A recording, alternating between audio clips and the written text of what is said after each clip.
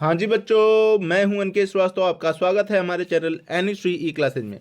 बच्चों, मैं आपके सामने लाया हूं एसएससी जीडी 2026 का 10 फरवरी 2025 का जो शिफ्ट 3 हुआ था उसका जीके जीएस का कंप्लीट पेपर एनालिसिस।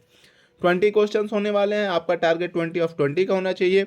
और यदि आप 20 नहीं कर पाते हैं तो आप कमेंट में जरूर बताइएगा कि आपने कितने क्वेश्चंस को आंसर सही किया और कितना आपने गलत किया। ठीक है, तो चलिए हम लोग बिना देरी किए प्रश्नों की तरफ बढ़ते हैं। बहुत ही अच्छे क्वेश्चंस हैं, सारे क्वेश्चंस आपके प्रीवियस ईयर ही हैं, उससे आप अच्छे से जीके जीएस को क्लियर कर सकते हैं। तो चलिए बिना देरी किए हम लोग शुरू करते हैं। पहला क्वेश्चन है कि विकास के उच्च स्तर पर कौन सा क्षेत्र सकल घरेलू उत्पाद में अधिक योगदान देता है? ऑप्शन है उद्योग, कृषि, सेवा या फिर विदेश। तो बच्चों ऑप्शन दिए गए हैं, आप अपना आंसर दीजिए। तो बच्चों वो है आपका सेवा, यानी कि ऑप्शन सी जो है करेक्ट है। ठीक है, विकसित अर्थव्यवस्थाओं जैसे यूएसए और यूके में ऐसा है, इसमें जो सेवा क्षेत्र होते हैं, सेवा क्षेत्र का क्या होते हैं? बैंकिंग हो गया, शिक्षा हो गया, स्वास्थ्य हो गया, इसका जीडीपी में सबसे अधिक योगदान होता है।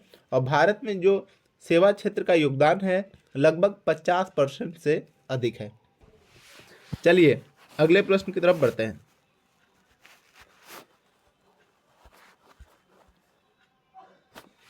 अगला प्रश्न है कि भारतीय जनगणना 2011 के अनुसार निम्नलिखित में से किस राज्य में साक्षरता दर सबसे अधिक है? ऑप्शन है केरल, असम, गोवा या फिर तमिलनाडु। तो बच्चों सबको पता है कि केरल में सबसे ज़्यादा साक्षरता दर 2011 की जनगणना के अनुसार था। ऑप्शन ए जो है हमारा करेक्ट है। केरल की जो साक्षरता दर 2011 में थी वो 94% है। ठीक है, और भारत की कुल साक्षरता दर कितनी है? तो भारत की कुल साक्षरता दर जो है 74.04% है। ठीक है, और केरल का कितना है? 94%। चलिए अगले प्रश्न की तरफ बढ़ते हैं।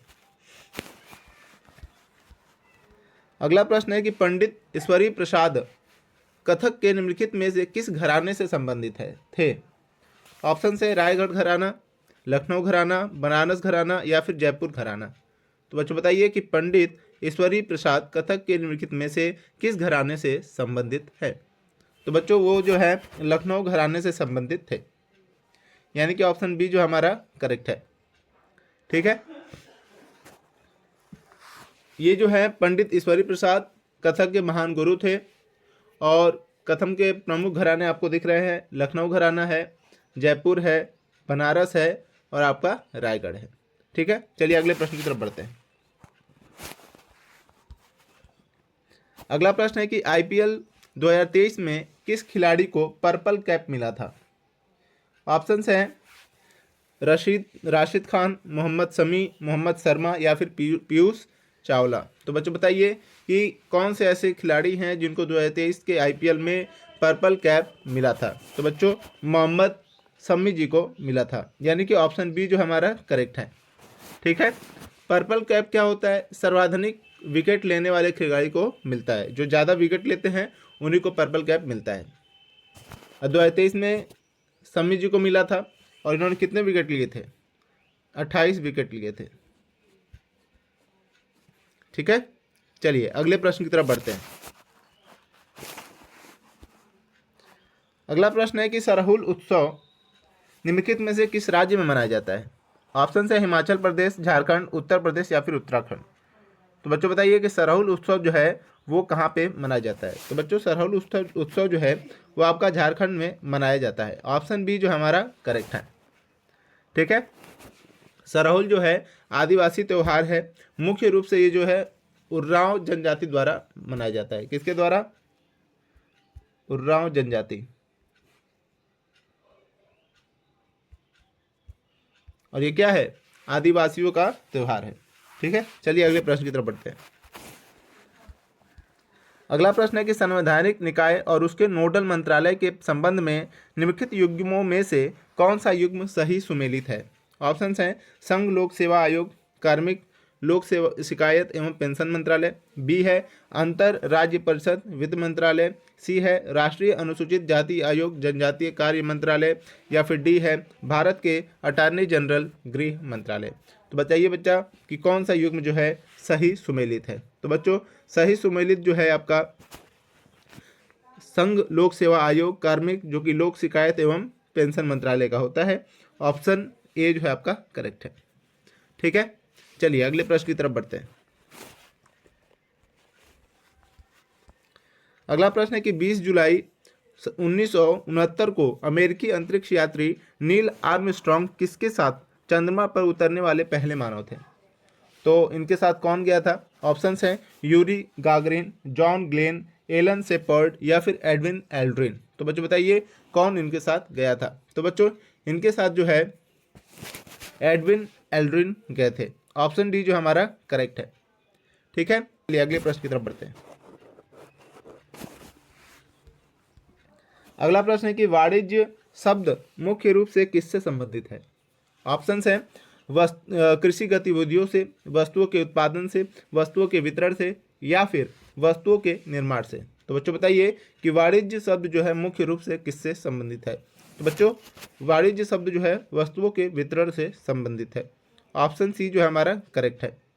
ठीक है, जो आपका वाणिज्य है उसमें व्यापार, परिवहन, बैंकिंग, बीमा शामिल होते हैं। ठीक है, क्या क्या शामिल होता है। व्यापार, बैंकिंग, ठीक है, बीमा और परिवहन शामिल होता है। चलिए अगले प्रश्न की तरफ बढ़ते हैं।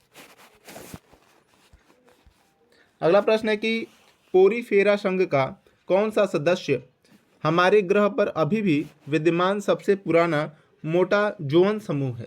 ऑप्शंस है साइकॉन, एनिमोन्स, हाइड्रा, या फिर स्पॉन्ज। एक बार और प्रश्न पढ़ते हैं कि पोरीफेरा संघ का कौन सा सदस्य हमारे ग्रह पर अभी भी विद्यमान है और सबसे पुराना मोटा जोन समूह है। तो बच्चों आपके पास ऑप्शन दिए गए हैं, आप अपना आंसर दीजिए। तो आपका आंसर है स्पॉन्ज। ऑप्शन डी जो है हमारा करेक्ट है। ठीक है, स्पॉन्ज जो है सबसे सरल बहुकोशिकीय जीव है और इसमें उत्तक संगठन नहीं होता है। ठीक है, क्या बोला मैंने कि स्पंज जो है सबसे सरल बहुकोशिकीय जीव है और इसमें उत्तक संगठन नहीं होता है। चलिए अगले प्रश्न की तरफ बढ़ते हैं। अगला प्रश्न है कि केनेशियन अर्थशास्त्र के संबंध में अति सक्रिय अर्थव्यवस्था के लिए सरकार की एक आदर्श प्रक्रिया क्या होगी। केनेशियन अर्थशास्त्र के संबंध में अति सक्रिय अर्थव्यवस्था के लिए सरकार की एक आदर्श प्रक्रिया क्या होगी। ऑप्शंस हैं सरकारी व्यय में वृद्धि करना, संकुचनकारी राजकोषीय नीतियों को लागू करना, करों में कमी करना, या फिर उपभोक्ता व्यय को प्रोत्साहित करना। तो बच्चों इसका आंसर होगा कि संकुचन राजकोषीय नीतियों को लागू करना। ऑप्शन बी जो है हमारा करेक्ट है। ठीक है, चलिए अगले प्रश्न की तरफ बढ़ते हैं। अगला प्रश्न है कि सितंबर 2025 तक प्राप्त जानकारी के अनुसार ब्रिगेडियर बी.डी. मिश्रा निम्नलिखित में से किस केंद्र शासित प्रदेश के उपराज्यपाल रहे हैं। ऑप्शन है जम्मू और कश्मीर, पुडुचेरी, दिल्ली, या फिर लद्दाख। तो बच्चों ये जो हमारे लद्दाख के उपराज्यपाल रहे हैं। ऑप्शन डी जो हमारा करेक्ट है। ठीक है, चलिए अगले प्रश्न की तरफ बढ़ते हैं। अगला प्रश्न है कि निम्नलिखित में से कौन सा गीत किशोर कुमार द्वारा नहीं गाया गया है। ऑप्शंस हैं कोरा कागज था ये मन मेरा, यारी है ईमान मेरा यार मेरी जिंदगी, देखा एक ख्वाब, या फिर गाता रहे मेरा दिल। तो बच्चों बताइए कि इसमें से कौन सा ऐसा गीत है जो किशोर कुमार द्वारा नहीं गाया गया है। तो बच्चों ये जो है हमारा यारी है ईमान मेरा यार मेरी जिंदगी, ये गाना उन्होंने नहीं गाया है। ऑप्शन बी जो हमारा करेक्ट है। ये गाना किसका है। यारी है ईमान मेरा यार मेरी जिंदगी जो है ये जंजीर मूवी का ये गाना है और जिसे जो है मन्ना डे ने गाया है। किसने गाया है। मन्ना डे ने गाया है। चलिए अगले प्रश्न की तरफ बढ़ते हैं। अगला प्रश्न है कि वह अवधि जब हम लगभग 12,000 वर्ष पूर्व से लेकर लगभग 10,000 वर्ष पूर्व तक पर्यावरणीय परिवर्तन पाते हैं उसको क्या कहा जाता है। ऑप्शन है मध्य पाषाण काल, लघु पाषाण, नव पाषाण, या फिर पूरा पाषाण। तो बच्चों वो आपका युग है मध्य पाषाण, यानी कि ऑप्शन ए जो है हमारा करेक्ट है। ठीक है, चलिए अगले प्रश्न की तरफ बढ़ते हैं। अगला प्रश्न है कि भारत के प्रधानमंत्री ने धरती आबा जनजातीय ग्राम उत्कर्ष अभियान कब लॉन्च किया गया? ऑप्शन से जुलाई 2024, दिसंबर 2024, नवंबर 2024 या फिर अक्टूबर 2024। तो बच्चों इसे जो है अक्टूबर 2024 में लॉन्च किया गया। ऑप्शन डी जो है हमारा करेक्ट है। ठीक है, ये जो अभियान है, ये अभियान जो है जनजातीय विकास के लिए शुरू किया गया था। किसके लिए? जनजातीय विकास के लिए। चलिए अगले प्रश्न की तरफ बढ़ते हैं।